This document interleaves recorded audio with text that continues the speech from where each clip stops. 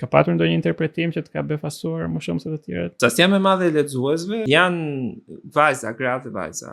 Dhe sigurisht duke qenë se unë rrëfej në 2 zëra, Davidi burr edhe Greta një grua, jam i detyruar që të rrëfej në 2 regjistra, mashkullor dhe femëror. Sa vështirë ka qenë që ti shpëtosh kësaj male gaze, këtij këndvështrimit mashkullor ndaj grave gjatë kohës që shkruaje Gretën? Ka 2 gjëra. Është shumë e rëndësishme si rritesh, çfarë nënë ke si model. Ime më ka qenë një grua shumë e fortë dhe përjetoj më ka modeluar me imazhe një gruaje sepse nëna është gruaja e parë për një djalë me cilin ai njihet.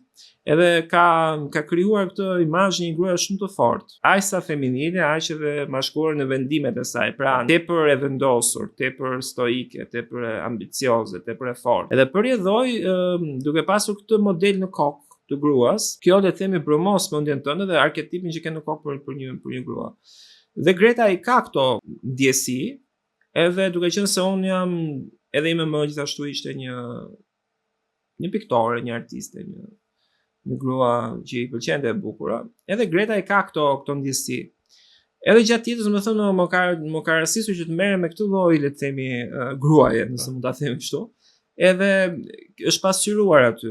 Por është diçka që ndodh gjatë shkrimit që është zbulimi, që do të thotë kalimi nga një nuancë në tjetrën mund të jetë shumë delikat.